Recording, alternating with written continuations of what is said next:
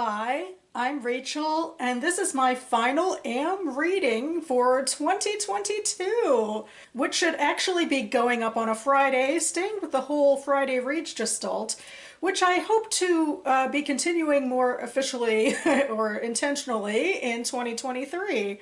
So we're on a good track so far.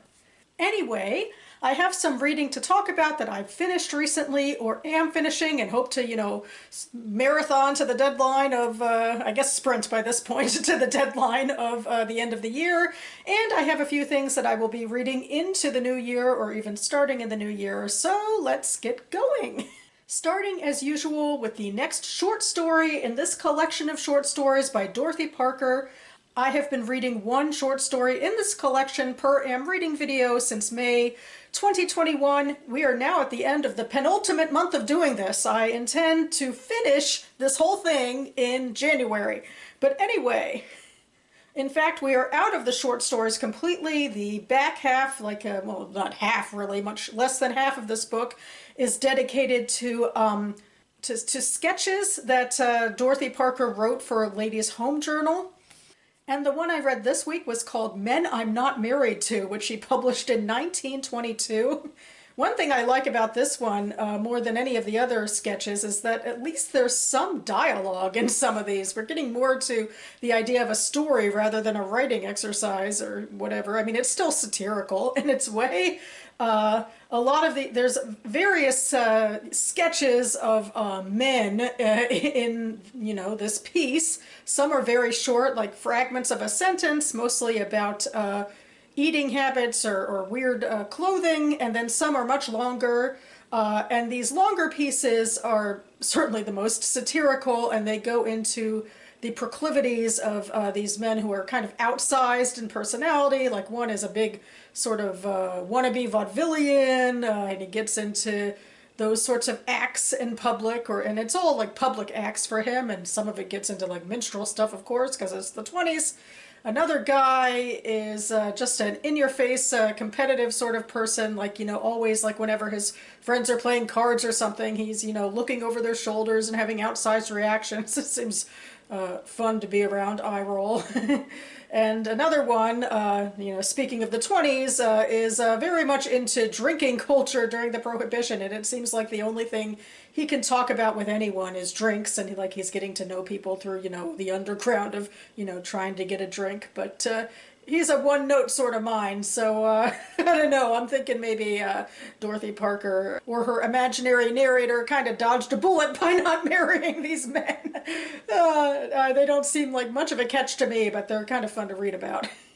Next, I'll talk briefly about this anthology called It's a Whole Spiel, Love, Latkes, and Other Jewish Stories, which was edited by Katherine, Locke, and Laura Silverman, and it features short stories about 21st century Jewish experiences for teens and young adults written by contemporary YA authors. So that's exciting. Some of these people, in fact, are on my TBR, so it's fun to have read a little bit from them now. And anyway, I read this collection specifically for a Hanukkah vlog that I do every year, where I read 8 Jewish short stories standing with my menorah, and I summarize them. So I've talked in a lot of detail, in fact, about several of the stories in this collection in that video, which I'll link down below. This was a really interesting collection for me. I feel like a lot of my short stories lean highly literary, and this was much more kind of fun, surface level. I mean, for a teen audience, so the writing was a lot more accessible, I'll say, and it gets a lot into sort of the identity politics of the day and the ways that societally, people see themselves today in a lot of ways. There's stories in here about the LGBTQ experience, and also, because it is a Jewish collection, there's I guess there's technically a variety of Jewish expression, which is refreshing, because usually, there's 2 in here that you usually hear from, the ultra-Orthodox. Actually, there aren't any ultra-Orthodox in here. I don't think we have modern Orthodox, but not ultra-Orthodox, or maybe a little bit into that. But we have that experience, and then we also have the ones who are barely affiliated at all. So we have both of those, but we also have, some Jews in here who are of progressive denominations and are involved in those progressive denominations. So yeah, it was an interesting experience. I went up and down a little bit. You know, a lot of these stories can be kind of quirky and I feel are a little style over substance, or actually only a couple I feel like are like that. But then there were a couple of other stories I found to be a little more genuine and a little more moving. My favorite two were He Who Revives the Dead by Ellie Lichtenstein, which was about a young woman who goes on a Birthright Israel trip after a near-death experience to sort of prove that she's alive. And there's a little bit of, you know, the cultural and political background in the back, but mostly it was about her and characters and this experience. And then there was Ne'ilah by Hannah Moskowitz. Ne'ilah is a part of the Yom Kippur services, and this was one of those Jewish characters who was less affiliated, but her more affiliated girlfriend gets her to go to a college Yom Kippur service, and she finds it very spiritually moving, especially since she's dealing with low self-esteem and an eating disorder. And I felt like in a very subtle, nuanced way, it talked about how, you know, a healthy relationship and positivity and spirituality can, you know, help get somebody, you know, onto a healing track. So those two stories stood out to me, and I talk about them a lot more in the video I'll link down below. Speaking of literary short story collections, the next one I have here is my page 112 tag pick, Sour Heart, stories by Jenny Zhang, which I read for my page 112 tag this month, and the last time I talked about this last week, I was a little more optimistic than I am this week. You know, it's sort of one of those things that started out strong for me in the page 112 tag and slowly eked downhill. It's such an interesting mix. I feel like, you know, there's some raw, emotive writing in here that can really gut punch you, and some really impressive back and forth ping-ponging between characters in some of these stories. But overall, I feel like all of the stories, or most of the stories, are sort of the same story. I mean, they're so interchangeable to me, and they can be so, I guess, rambling and sort of lacking in character distinctions in a lot of ways. It's just sort of going over the same points over and over. The one exception to that is one of the later stories, Why Were They Throwing Bricks?, which is about a grandmother from Shanghai who comes several times to stay with her family in the US. And I feel like in that story, the characters were more distinctive and there was more for me to latch onto there. But otherwise, I feel like I wasn't too impressed overall. It just felt kind of same with the themes and the crassness, and not to be prudish about that. It's just that, you know, I felt like I wasn't getting much out of it overall. So it's a little bit of a shame, but what can you do? Sometimes you try things and they don't work. It kind of makes the stuff that does work all the more sweeter.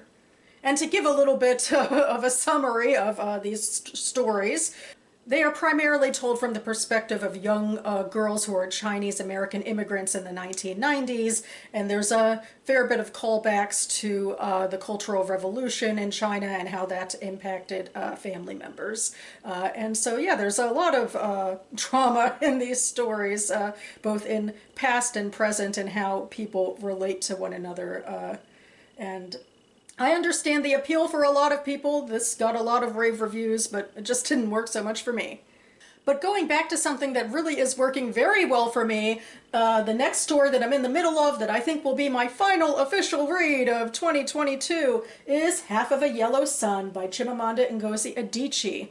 This novel follows three main characters in the 1960s in Nigeria, leading up to, and now we are in the middle of, the Civil War, where the Igbo population seceded to form the country of Biafra. So with this book, like this is the thing about fiction a lot of the times, it can teach me, and I feel like more connected and have more understanding of what actually happened in Nigeria in the 1960s than I have before, even reading Adichie's short stories, which have touched on the subject, or you know, her other novels as well have touched on it, but this one is like in the thick of things, and I'm grateful for that. But of course the the great thing about literary fiction is also seeing it through the perspective of well-drawn characters. So I'm a huge fan. I really am enjoying, as I expected I would, my time with Chimamanda and Ngozi Adichie. I'm very much looking forward to finishing this,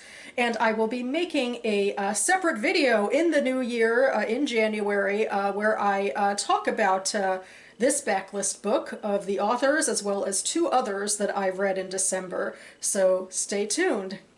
Next on my docket, which I'll at least start in 2022, though definitely finish in 2023, is this short story collection, actually another anthology called Wasteland, Stories of the Apocalypse, and it is edited by John Joseph Adams, and it features the writing of several prominent sci-fi and speculative fiction authors like Octavia Butler, Orson Scott Card, Stephen King, and George R. R. Martin, etc., etc.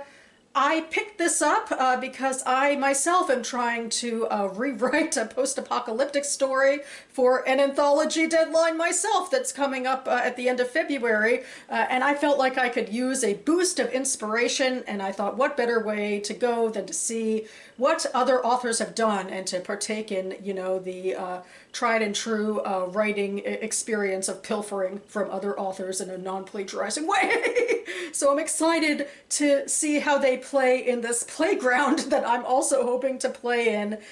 So yes, I will be reporting back. And finally, I think my first started book of the new year, I think I'm going to just try to get to it over the long weekend at least, is this book that I just put on Hoopla, which is Kindred by Octavia Butler, another speculative pick. So yeah, I'll be reading two Octavia Butlers in quick succession. That's exciting. Kindred, of course, is her most famous novel about a woman who time travels back in time to antebellum Maryland, where she interacts with her slave-owning relatives. She herself being a black woman, this is a very precarious situation to be in, and we go from there. I think the story is relatively well known, and it's something I should have gotten to, I feel like, before now, and I am using the recent Hulu adaptation as my reason to finally get my butt in gear, so I can, you know, go ahead and listen to this on audio, and then I can go and watch that miniseries, and I will leave a link to the trailer down below. So that about covers it for me now. This might, in fact, be my final video of 2022. I'm not entirely sure if I'll be able to squeeze in the next one before the new year or if it'll be on the new year, but anyway, my next one will be my quarterly wrap-up for autumn 2022 and my writing goals, and then I will, you know, look forward into my new goals for the first quarter of the new year. So I'm excited and a little nervous to see how I did. I hope the rest of you are looking with excitement to your new goals for the new year, reading and otherwise, and look back with fondness on what you got done in the last year. I'm hoping for good things in 2023. 2022 ended up being a really difficult year for me personally, but reading has always been, you know, a bastion for me, and it's helped get me through, so hopefully that will at least continue to be the case. Anyway, thanks so much for watching, everyone, and I'll see you next time.